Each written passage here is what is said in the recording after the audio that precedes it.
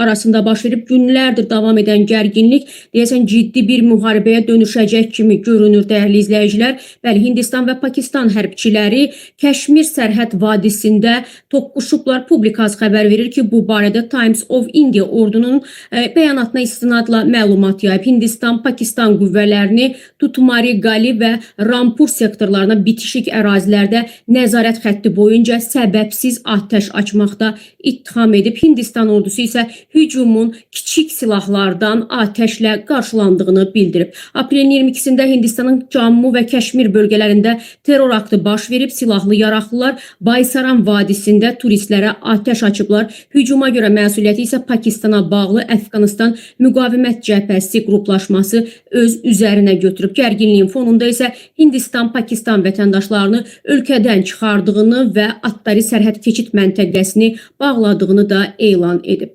Gərginlik davam etməkdədir.